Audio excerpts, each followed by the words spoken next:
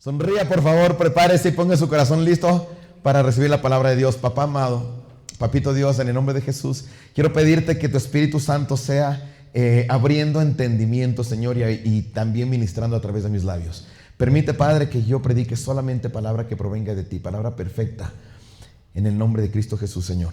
Amén. Amén. Bueno, hoy van a ver, hoy tenemos una nueva visión acerca de la Biblia. No es que la Biblia haya cambiado, ¿no? Pero nosotros tenemos que aprender a conocer la Biblia tal y como es. Y lastimosamente el mundo siempre nos presenta cosas erradas acerca de todo lo que tiene que ver con Dios. Y hemos hablado muchas veces que cuando nosotros estamos evangelizando, estamos hablando con alguna persona acerca de Dios, de la iglesia, del amor. ¿Cuántas personas de las que están aquí, levanten la mano, cuántas personas de las que están aquí, en algún momento en el que se les planteó la oportunidad de convertirse en cristianos, de seguir a Cristo, dudaron porque no les gustaba la religión? Levante la mano. ¿O soy yo el único? Muchos, ¿no es cierto? Dijimos, no, esa vaina no, ¿para qué estar metidos en esa cosa? O creemos que todo era exactamente igual. O le estamos hablando, nos encontramos con personas que no creen, que necesitan, pero no creen en Dios.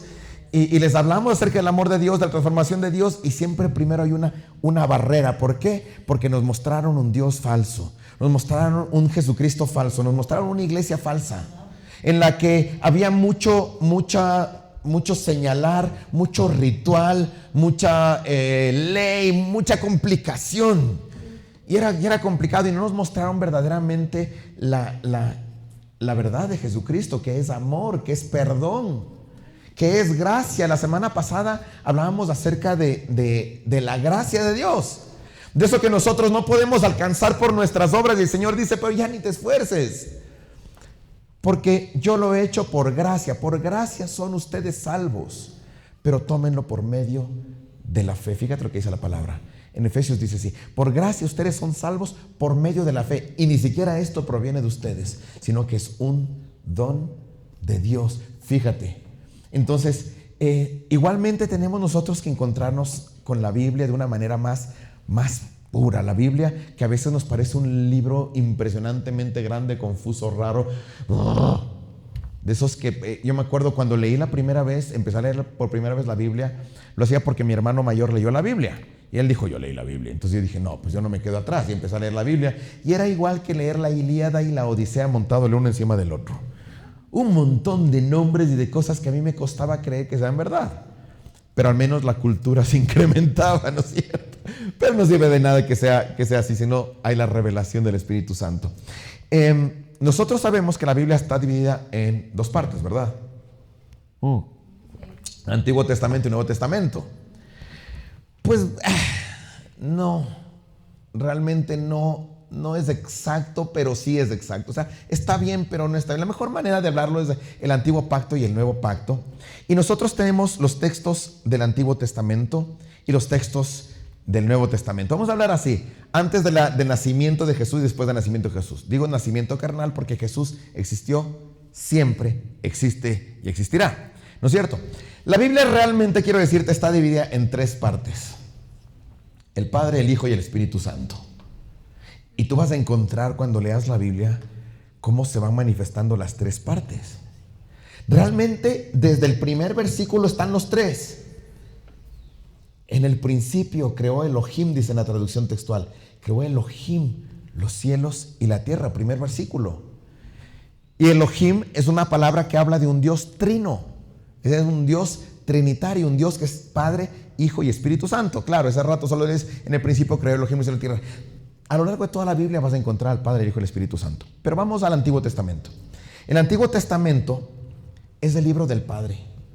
Tú te vas a dar cuenta que a pesar de que está tanto el Padre, el Hijo y el Espíritu Santo en todo, el protagonista central de todo el Antiguo Testamento es el Padre.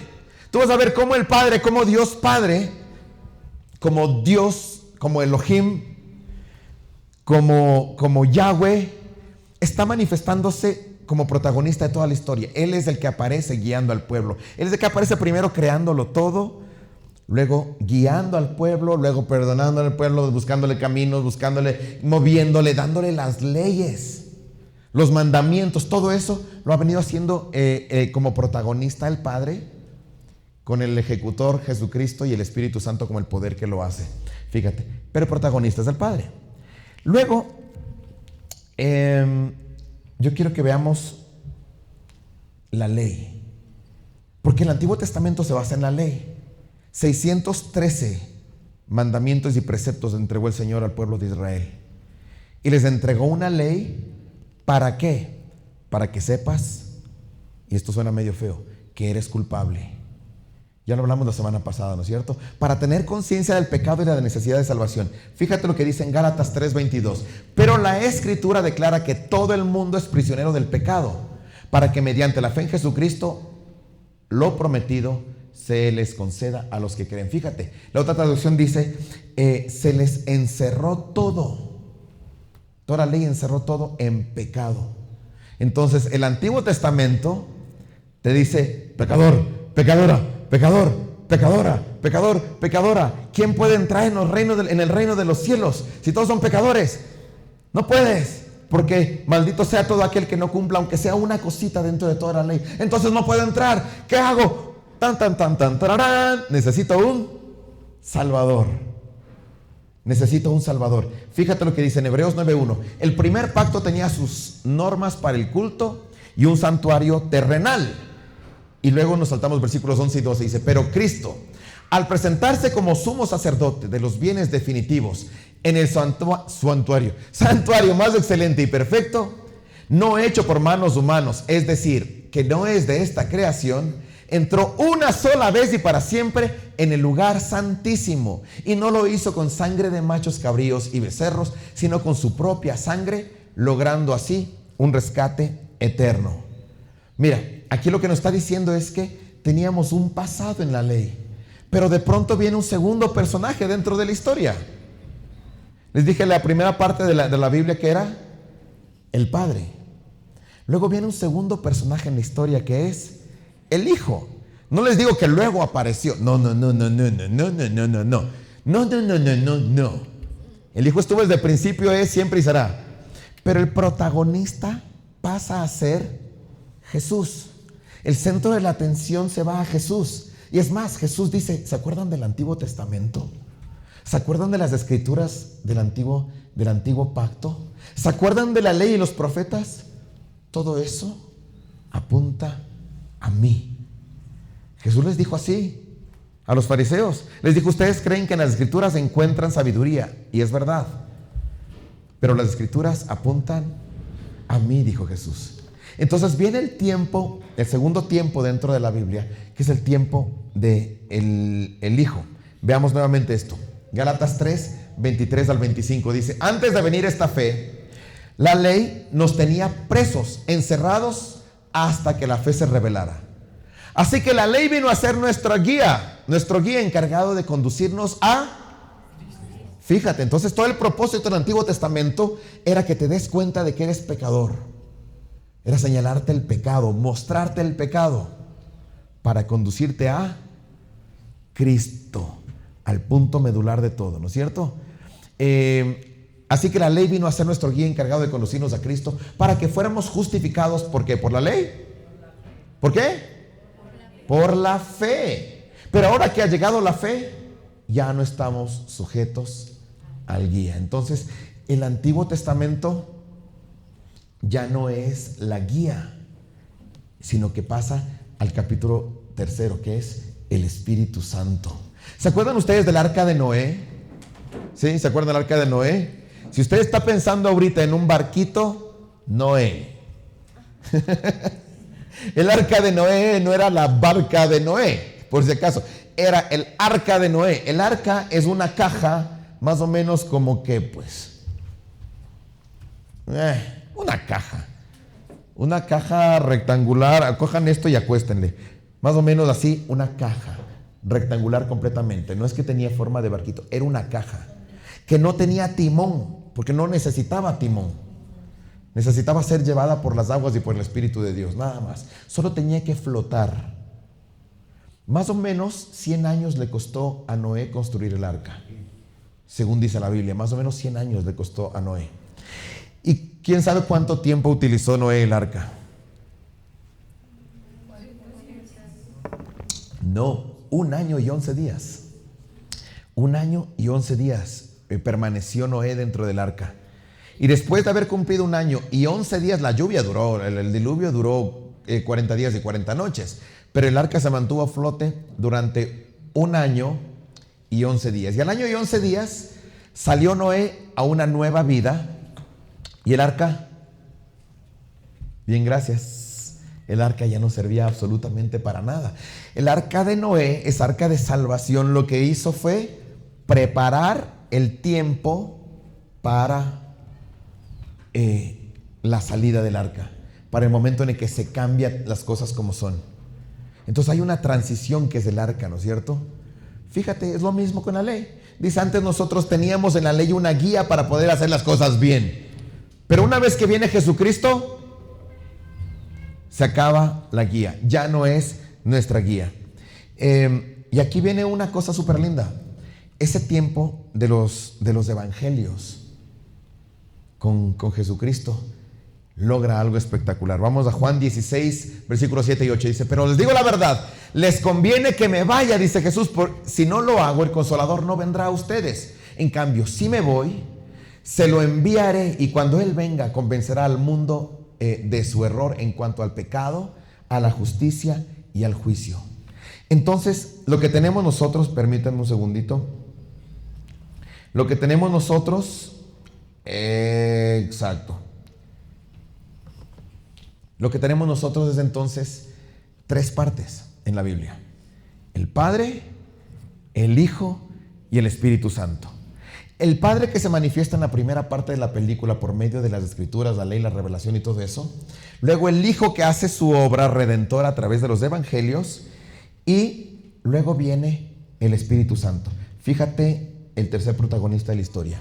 Hechos 2:1-4. Cuando llegó el día de Pentecostés, estaban todos juntos en el mismo lugar. Y de repente vino del cielo un ruido como el de violenta ráfaga de viento y llenó toda la casa donde estaban reunidos. Aparecieron entonces unas lenguas como de fuego que se repartieron y se posaron sobre cada uno de ellos. Y todos fueron llenos del Espíritu Santo y comenzaron a hablar en diferentes lenguas según el Espíritu les concedía expresarse. Entonces, todo viene del Padre. Todo apunta a Jesús y todo se ejecuta en el poder del Espíritu Santo. Y la Biblia entonces tiene ya sus 3 divisiones. Tenemos todo lo que conocemos nosotros como el Antiguo Testamento o Antiguo Pacto, ¿no es cierto? Desde Génesis hasta Malaquías. Luego tenemos una segunda parte que es el Hijo, que son los evangelios. Mateo, Marcos, Lucas y Juan. Este es un periodo de victoria. Este es un periodo en el que se cambia la ley. Este es un periodo en el que de transición. Hay una transición entre la ley y el Espíritu. Entonces es un error, es un completo error manejar una doctrina de iglesia basada en la ley del Antiguo Testamento. Porque ya leímos nosotros, la ley era el ayo que nos conducía a Cristo. Llegado Cristo, ya no necesitamos de ese ayo, esa guía. Entonces, un error cuando tratamos por medio de la ley de ser justificados. Pablo les decía a los Gálatas, Gálatas chunchos, dice en la traducción quiteña. Gálatas insensatos, ¿quién los hechizó? O sea, en la traducción quiteña dice Gálatas chunchos. ¿Quién les lavó el mate? Habiendo entrado por medio de la fe, ahora quieren ser justificados por medio de las obras. Eso le faltaba decir a Pablo. Fíjate. Entonces, te apunta a eso. Luego viene el otro error. Quedarnos en la doctrina de los evangelios. La doctrina de los evangelios. Y si ustedes se ponen a ver, solamente los evangelios fueron el tiempo de la victoria de Jesucristo. Él estaba haciendo la obra. Entonces, ¿cuál es la doctrina de los evangelios? Jesucristo viene y Él tiene que hacerlo todo. Jesucristo está conmigo y Él tiene que hacerlo todo. Porque Jesucristo vino a traer victoria. ¿No es cierto? Y esa es una doctrina errada. Porque Jesucristo vino a darte a ti la victoria. A hacer lo que tú no podías hacer. No para que aprendas y repitas eso. La doctrina de solamente los evangelios dice que tú tienes que cargar la cruz. Pero Jesucristo no vino a darte ejemplo de cómo cargar cruces. Jesucristo vino a decirte, yo voy a la cruz para que tú no tengas que ir a la cruz. En lugar tuyo, Se llama sacrificio vicario. Porque nosotros no podíamos hacerlo, entonces necesitábamos un Salvador. Jesucristo vino para salvarte. Dice, Ángel nos hablaba del libro del profeta Isaías. Como en el libro del profeta Isaías dice, por sus llagas ustedes ya fueron sanados. ¿Qué llagas? Pues estaba profetizando lo que iba a suceder 450 años después, con la venida de Jesucristo, cuando Jesucristo iba no a ser crucificado. No hablaba de la crucifixión en ese versículo, sino iba a ser lacerado, golpeado. Le iban a dar latigazos y a sacar unas llagas en su cuerpo así, ¡huachá! ¡huachá! Porque no tenían que hacerlo. ¿Saben eso? Ya les he dicho alguna vez, ¿cierto? No era necesario que le peguen. Si Jesucristo era realmente condenado a la cruz, no tenía que ser golpeado, porque la sentencia romana tenía que ser o lo uno o lo otro. O le dan 39 latigazos, textualmente 40 menos 1, o le crucifican.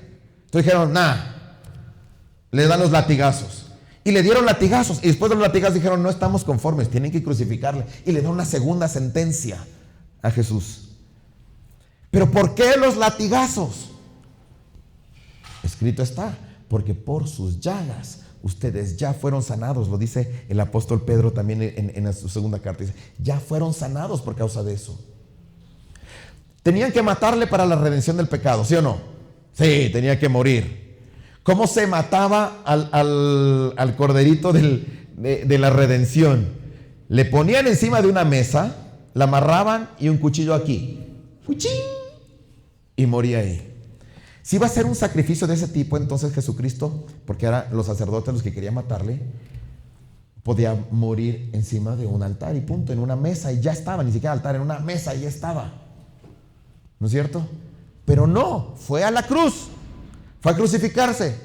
Igualmente Pablo nos dice en la carta a los Gálatas, dice que fue colgado en un madero. ¿Por qué? Maldito es todo aquel colgado en un madero, para que por medio de él, hecho maldición, él se hizo maldición, para que por medio de él nosotros podamos tener la bendición prometida a Abraham. ¿Quién quiere esa bendición? Amén. Entonces tienes que colgarte en un madero. No, mentira. No. Entonces, estar viviendo en el tiempo de los evangelios nos limita a que nosotros tenemos que hacer la obra que no tenemos que hacer. La hizo Jesucristo. Ya la hizo Jesucristo, para que tú no la hagas. ¿Te das cuenta que todo es Él lo hizo para que tú no lo hagas? Entonces el tiempo de los evangelios marca solamente la transición, no solamente, como si fuera poca cosa, digo, no es poca cosa, es lo más grande que hay. Es la victoria de Jesucristo y el cambio de sacerdocio, desde el sacerdocio terrenal al sacerdocio celestial de Jesucristo. Y luego lo que leímos, ¿no es cierto? Les conviene que me vaya, dijo Jesús. Porque cuando Él les dijo, ¿saben qué? Me voy. Y en la traducción quiteña dice eso, no te vayas, no es buena nota. Entonces dice, no, les conviene que me vaya. Porque si no me voy, ¿cómo les mando al Espíritu Santo? Pues si me voy, les voy a mandar el Espíritu Santo. Entonces ahí viene la tercera parte de esta historia. El tiempo ya vimos del Padre, del Hijo y del Espíritu Santo. ¿Para qué viene el Espíritu Santo? Bueno, el Espíritu Santo viene justamente para equipar a la iglesia. Y viene y la iglesia empieza a funcionar a partir del Espíritu Santo, con la llenura del Espíritu Santo. Entonces fíjate que el nuevo tiempo empieza lo que leímos nosotros aquí en Hechos capítulo 2. Aparecieron lenguas de fuego, vino el Espíritu Santo sobre y le preguntaron a Pedro, ¿no? Porque llegó sobre todos. Y le preguntaron, y Pedro se paró, porque dijeron, estos manes están borrachos. Pedro se paró y dijo, no estamos borrachos. Lo que sucede es lo profetizado por el profeta Joel, que dijo, en los finales tiempos vendrá el Espíritu sobre toda carne, y sus hijos y sus hijas profetizarán, y hablarán en nuevas lenguas, y tendrán visiones sus ancianos, y los jóvenes tendrán sueños. Fíjate, entonces, a ver, no, espérate. Los ancianos tendrán sueños, y los jóvenes tendrán visiones. ¿No es cierto? Entonces, fíjate lo que está diciendo la palabra. Nos dice claramente, llega hasta este punto, llega el Espíritu Santo y ya, el pueblo empieza a recibir los dones, los regalos del Espíritu Santo, el poder del Espíritu Santo. Esa fue la promesa de Jesús. Cuando se iba Jesucristo les dijo, en Hechos 1:8 les dice así, no se vayan todavía, quédense cerca de Jerusalén, porque recibirán poder cuando venga sobre ustedes el Espíritu Santo. Y serán mis testigos en toda Jerusalén, en Judea, en Samaria y hasta el infinito y más allá. Eso dice en la traducción Disney. Y hasta los confines de la tierra, dice la Reina Valera. ¿No es cierto? Entonces fíjate, recibirán poder. Entonces la iglesia recibe poder. Y en la carta a los Corintios dice, ¿para qué son los dones del Espíritu Santo? Para edificar la iglesia. Y entonces, llenos del Espíritu Santo, salieron a hacer y hacer iglesia. Entonces, ¿dónde debemos ubicarnos nosotros dentro de todo este tiempo? Nosotros tenemos que ubicarnos en el tiempo que nos corresponde, en el tiempo de la iglesia, en el del Espíritu Santo. Eso no significa que desconocemos ni el Padre ni el Hijo. Por supuesto que no vayan a decir, no, es que el pastor dice que solo somos del Espíritu Santo. No. Estamos en el tiempo del Espíritu Santo. En esa parte en la que todo lo que estaba en el Antiguo Testamento apuntaba a Cristo. Cristo nos daba la redención y nos proveía del Espíritu Santo. ¿Para qué? Para que nosotros que estamos ahora en el Espíritu Santo demos verdadero testimonio ¿de qué? De su amor y su poder. Amén. Amén. Vamos a darle un aplauso a mi Señor. No se duerma, por favor, porque ese amén estuvo flojo. Fíjate, tenemos que dar testimonio de su amor y de su poder. Tenemos que dar testimonio de que Él es amor, mostrar que Él es amor, no es ley, no es dedito apuntado juzgando a los demás. Este pecador, este desgraciado, y esta se dice cristiana y sigue chismosa. ¿Viste? Ejercitando el don de lenguas en esto, ¿no? No, eso no se trata. Normalmente lo que es que hay una parte, voy a parafrasear porque no me sé de memoria esta parte, pero están dos personas ahí en el templo orando, y el uno es un fariseo que está así súper encendido, ¿no? Entonces va y dice, Señor, yo te doy gracias que yo no soy como los demás. Yo sí soy un papito para la iglesia. Yo doy diezmos, yo doy ofrendas, yo voy todos los días a la iglesia, estoy en alabanza, ¿qué más? Me conecto a todas las clases, soy el primerito en el Zoom. Yo sí soy un tigre. Doy gracias que no soy como los demás.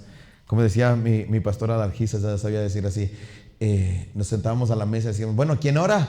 Y siempre hay un momentito en el que nadie dice nada, ¿no? Entonces ya decía, yo oro, Señor, te doy gracias que no soy como los demás que no oran. ¿No me entiendes? Solo decía por burlarse, nada más por broma. Y luego estaba esta otra persona, este otro publicano, que arrepentido le decía, Señor, ten misericordia de mí porque soy pecador. Y Jesús les dijo, de cierto les digo que llega justificado delante del Señor. No, Señor, soy un tigre, soy el líder diácono aspirante arcángel. O sea, el otro dice, soy pecador, Señor, necesito de ti. Vente para acá, vos eres mío. Porque esa es la iglesia, ¿no es cierto? La iglesia no es un montón de personas perfectas, no. Lo que decíamos, es que los cristianos son unos hipócritas. La iglesia es una casa de hipócritas perdonados en proceso de restauración, en proceso de santificación, transformación. La iglesia es un montón de pecadores, de envidiosos, perdonados y en proceso de transformación, aprendiendo la lección, a veces de las buenas, a veces de las malas, pero en proceso de transformación, aprendiendo a cambiar la dirección del dedo, en vez de decir así, hacer así, au. Es que yo, no, soy yo. Eso es lo que está cambiando la dirección del dedo, fíjate.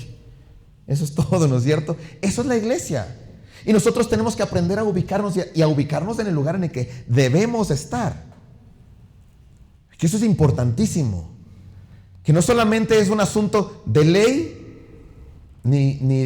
es un asunto de autoridad. Y toda autoridad se nos ha sido entregada. Fíjate lo que nos dijo Jesús. Mandó a decir en un escrito ahí que se llama la Biblia, mandó a decir una cosa que dice, les he dado toda potestad, toda autoridad para pisotear serpientes y escorpiones y sobre todo poder del enemigo. Nada puede hacerles daño.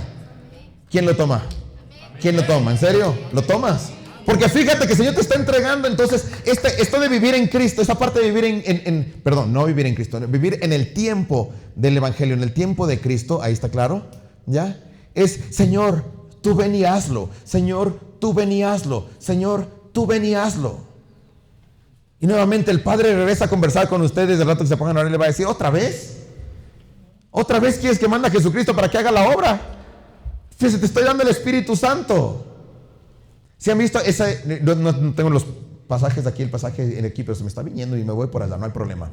Hay un momento en el que Jesucristo está en una barca con los discípulos. Y los discípulos están en la barca y de pronto la barca empieza a ver de estas.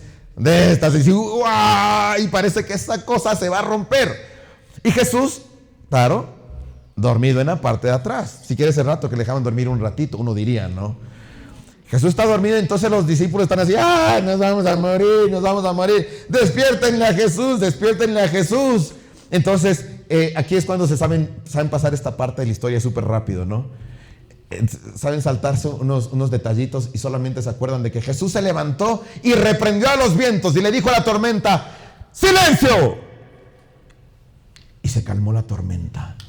Y todos dijeron, ¿quién es este que aún los cielos, que aún las tormentas, que aún todo le hace caso? ¡Wow! Entonces ahí los predicadores que están todavía en el tiempo de Jesús, que no se ha movido el tiempo de Jesús, dicen, tranquilo hermano, no va a pasar nada, porque si tienes ahora mismo un problema, el Señor está en la barca y Él va a parar la tormenta. Suena chéverazo, ¿no es cierto? Suena chéverazo, ¿sí? Y es más, con ese tono suena como para... Suena súper bien. Pero esa no es la enseñanza de ese pasaje, porque esa partecita que me salté, ¿ya? Es la clave. Que dice que Jesucristo, el momento en el que le despertaron, se despertó y fue a hablar con los discípulos y les dijo, hey, ¿hasta cuándo tengo que estar con ustedes, hombres de poca fe? ¡Ja! Es que esa parte no les gusta, ¿no es cierto? No les gusta que les echen la responsabilidad a los discípulos. Que ellos habían sido... No, Jesús les estaba enseñando y dice, hey, ¿hasta cuándo tengo que estar con ustedes, hombres de poca fe? En otras palabras, ¿tengo que hacerlo todo yo? Tienen que aprender a manejar la autoridad y el poder que tienen. Discípulos míos que están aquí en la barca asustados. Ustedes bien podrían haber callado a la tormenta. Y vayan aprendiendo, porque ya me voy. Pero no se preocupen, va a mandarles el Espíritu Santo para que tengan ese poder en ustedes y lo puedan hacer en mi nombre. ¿Te das cuenta cómo el tiempo de Jesucristo es transición? Y luego viene el tiempo del poder del Espíritu Santo. Entonces, ¿dónde estamos nosotros dentro de toda esta historia? En la iglesia, en el tiempo del Espíritu Santo, glorificando al Padre a través del Hijo en el poder del Espíritu Santo. ¡Wow! Esto es grande. Esto es grande. Lo que el Señor me dio, lo que el Señor me puso, es en un tiempo en el que hay poder, en el que hay autoridad y también hay la victoria. ¿Cuándo se manifiesta el reino de los cielos? Hoy. El Señor Jesús les enseñaba a orar a sus discípulos. Les dijo, bueno, a todos los que estaban ahí siguiéndole. Decían, cuando estén orando dirán así, venga a nosotros tu reino. Y luego vino. Fabuloso. Entonces tenemos que aprender a ubicarnos. Ahora, dentro de este tiempo, hay una cosa súper interesante. Yo me puse a pensar en dos elementos que son muy diferentes en el Antiguo Testamento y en el Nuevo Testamento, en el Antiguo Pacto y en el Nuevo Pacto, gracias a Jesucristo. Y uno de esos es el pan. Ustedes se acuerdan del pan en el Antiguo Pacto, en el Antiguo Testamento. Y quiero irme a un pan especial, porque hay muchas historias relacionadas con el pan. El pueblo salió de Egipto y se fue a vivir durante 40 años en el desierto, ¿no? Se quedaron en el desierto por incrédulos, porque no creían que podían llegar a tomar posesión de lo que les pertenecía. Fíjense eso no me había percatado hasta ahorita, ¿eh? Se quedaron en el tiempo de transición pudiendo estar en la promesa. Bueno, el hecho es que estaban viviendo 40 años en el desierto y en el desierto pues no tenían mucho que cosechar, ¿verdad? Entonces el Señor les envió el maná.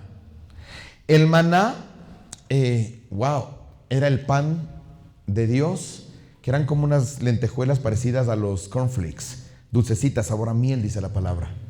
Bien ricas. Y ellos recogían el maná todo el tiempo. Y así lograron pasar el hambre que tenía en ese momento. Ahora, Juan 6, 48, 51, Jesús hablando, dice, yo soy el pan de vida. Los antepasados de ustedes comieron el maná en el desierto. Sin embargo, la traducción quiteña dice, matarile. Murieron, sin embargo murieron. Pero este es el pan que baja del cielo. El que come de él no muere. Yo soy el pan vivo que bajó del cielo, les dice Jesús. Si alguno come de este pan, vivirá para siempre. Este pan es mi carne y lo daré, de nuevo, y lo daré. Eso es pasado, presente, futuro. ¿Qué es? Futuro. Todavía no lo daba, pero dice, lo daré para que el mundo viva. ¿Te das cuenta que el tiempo de Jesús es transición? Aquí está clarísimo, ¿no es cierto? Dice, ahí están los 3 tiempos. Los 3 tiempos están en este pasaje. Los antepasados comieron el maná. Ahora vengo yo, que yo soy el pan del cielo que da vida, y le voy a dar para que ustedes tengan esa vida. ¿Se dieron cuenta? Ahí están los 3 tiempos. Para que ustedes tengan esa vida, para que el mundo viva. Eso es increíble. Luego tenemos otro elemento que es importantísimo, que es el agua. ¿Se acuerdan que estaba el pueblo en el mismo desierto y tenían sed? Cuando tenían sed, fueron a hablar con Moisés y le dijeron, Moisés, tenemos sed. Entonces Moisés habló con Dios y Dios le llevó a Moisés a la peña de Horeb. Y en la peña de Horeb, él golpeó la roca una vez. Bueno, sí, golpeó la roca. No vamos a meternos en esta discusión ahora. Golpeó la roca y de la roca fluyó agua. Y bebieron todos, y su ganado y todo el mundo. Y la sed se les fue, ¿no es cierto? También el agua les servía para purificar, para limpiar las cosas. Dice la palabra que cuando construyeron el tabernáculo, el sacerdote tenía que entrar al tabernáculo. Pero para entrar tenía que purificarse con lavamiento en agua. Para eso estaba una cosa que se llamaba el lavacro de bronce. Entonces ahí se lavaba, dice, se lavaban las, como ping pong, se lava la carita. Bueno, ahí no era con jabón, pero era con agua. Se lavaba la carita y lavaba su ropaje, lavaba hasta sus calzoncillos. Textual, así tenía que hacer. Lavaba todo para poder entrar limpiecito a ministrar dentro del tabernáculo. Mira lo que dice Efesios 5, 25 al 27. Esposos, ¿dónde están los esposos? Ya, esposos, amen a sus esposas, así como Cristo amó a la iglesia y se entregó por ella para hacerla, ¿qué? Santa, mi santa esposa. ¿Quién? Él es Jesucristo, ¿no es cierto? Él la purificó a la iglesia, lavándola con agua mediante la palabra. Él la purificó, lavándola con agua mediante la palabra, para presentársela a sí mismo como una iglesia radiante, sin mancha, ni arruga, ni ninguna otra imperfección, sino santa e intachable. Qué lindo, ¿te das cuenta? Entonces, ¿cómo se aplica el agua ahora? A través de la palabra. A través de la palabra. Nosotros damos agua, damos vida a través de la palabra, pero la palabra de Dios. ¿Te das cuenta? Entonces, este elemento es diferente en el antiguo pacto y en el nuevo pacto, ¿no es cierto? Fíjate, Juan 4, 13 y 14. Todo el que beba de esta agua volverá a tener sed. ¿Se acuerdan que les dije que el pueblo tenía sed y tuvo que brotar agua de la roca? Fíjate lo que dice Jesús. Todo el que beba de esta agua volverá a tener sed. Y está hablando con la samaritana. ¿Se acuerdan? La samaritana, ¿no es cierto? Esta mujer que estaba junto al pozo, que Jesús se acercó, le dijo, dame agua. Y le dijo, ¿cómo así me pides agua? Pues yo soy de Laucas y vos eres de la Liga. Perdón, era algo parecido. Tú eres judío y yo soy samaritana. Más o menos lo mismo. No, dice, y yo soy samaritana y nosotros no nos llevamos bien.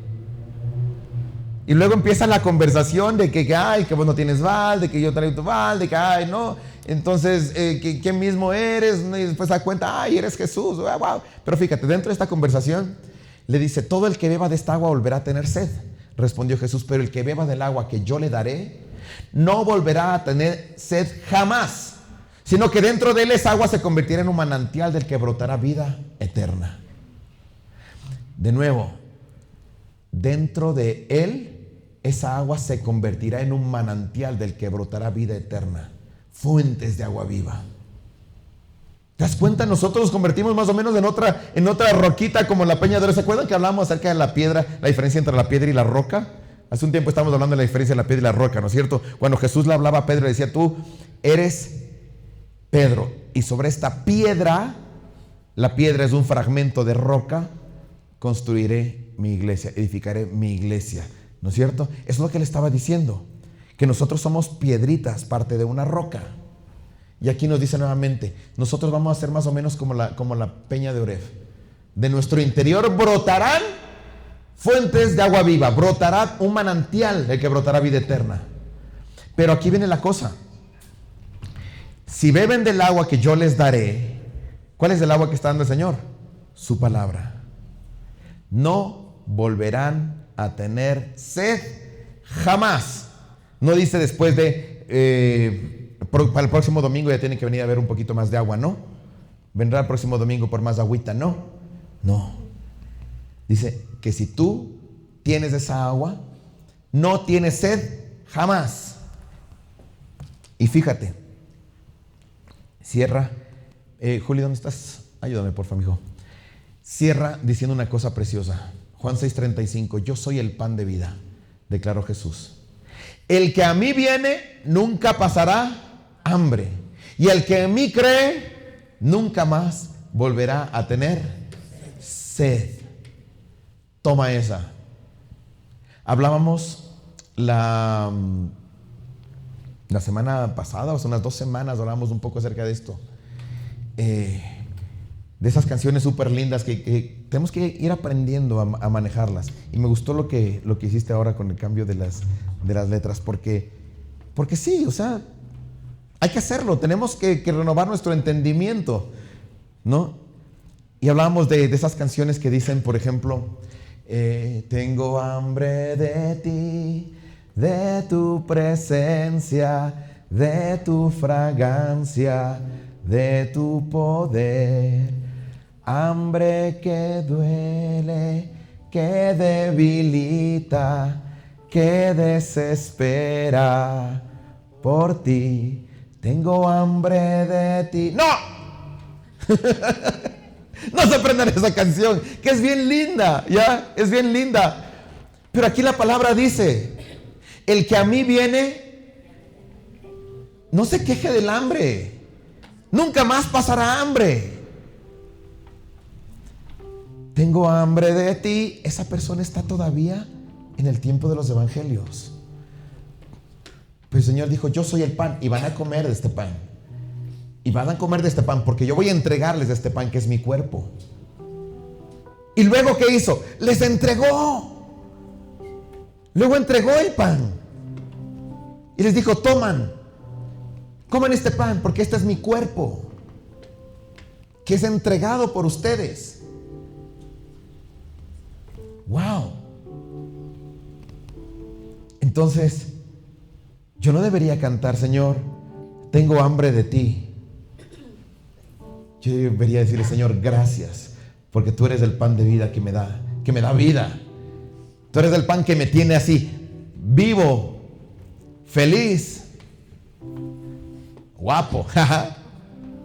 ¿Quién se atreve a decir eso?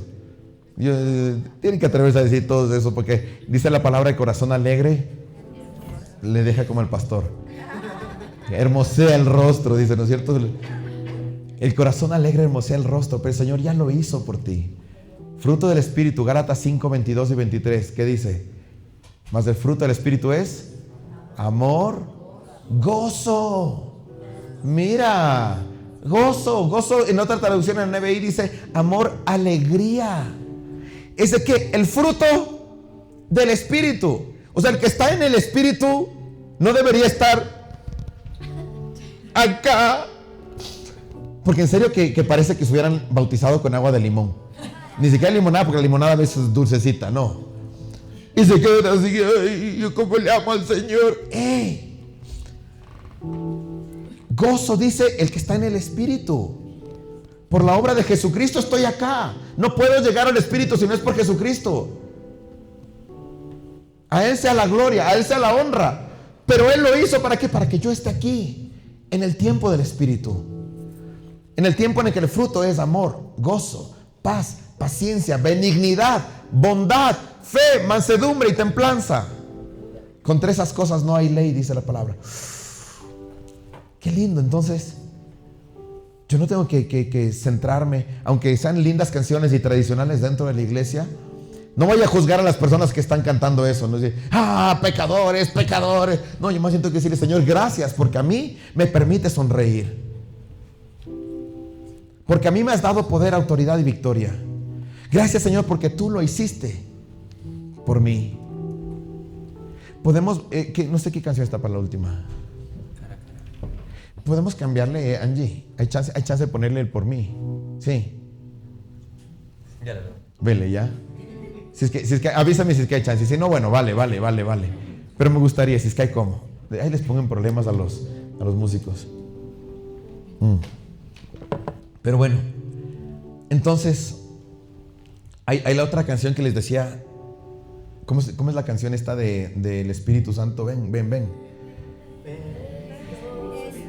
Estoy aquí, desesperado por ti, con un corazón sediento que anhela beber de ti. Y después dice, ven, Espíritu Santo, ven. ¡Qué bestia, qué poderosa la canción! A mí me hacía así cuando ponía y veía como todo el mundo decía así, ven. ¡Ey! Pues no vino ya.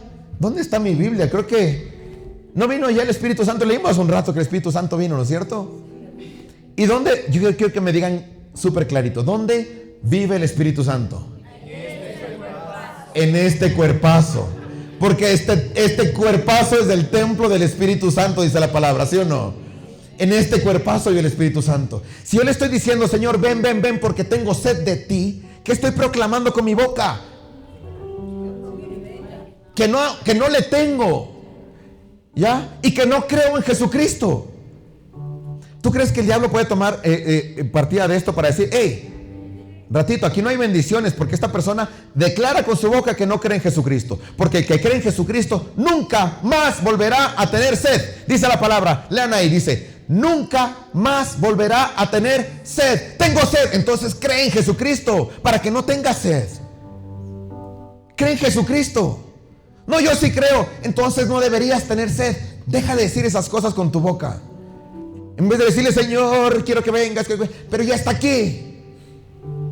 El Señor dijo, les conviene que vaya porque les mando el Espíritu. ¿Recibieron el Espíritu? Sí. Entonces, solamente dele gracias, dele gloria, dele alabanza. Proclame su poder. Proclama gratitud, alaba su nombre, glorifica a Jesucristo, glorifica al Padre, actúa en el poder del Espíritu Santo. Eso es lo que dice la palabra que debemos hacer. Ese es el tiempo de la iglesia. Ese es el tiempo del Espíritu Santo. Y te digo nuevamente, no podríamos estar aquí sin el Padre y sin el Hijo. No podríamos estar aquí sin el Padre y sin el Hijo. Esa es la bendición. Porque solamente por el amor de Él, por el sacrificio de Jesucristo, tenemos entrada a este momento. Pero es un momento de victoria. Es un momento de celebrar la victoria de Dios. Es un momento de compartir el amor de Dios. No compartir las leyes, la culpa. No compartir el dolor. No compartir... No te digo que no va a haber problemas. Hay problemas, hay conflicto en todas partes. Y mientras vivamos en un mundo caído como el que vivimos, el conflicto va a estar ahí. Pero yo tengo autoridad entregada por el Señor, que dijo, les he dado toda potestad para pisotear serpientes y escorpiones y sobre todo poder del enemigo, y nada podrá hacerles daño.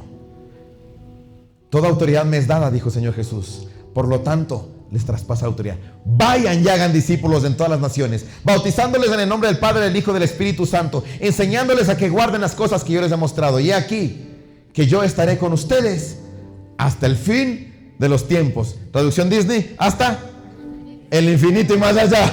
¿Sí o no? Eso es lo que dice la palabra. Entonces nosotros tenemos que ser testimonio vivo del amor de Dios, del poder de Dios, de la presencia de Dios. ¿Me ayudan con la última? Fíjate, nosotros debemos ser testimonio vivo del poder de Dios. Tenemos que vivir la victoria y vivir la autoridad y la responsabilidad. Porque esto viene con una responsabilidad.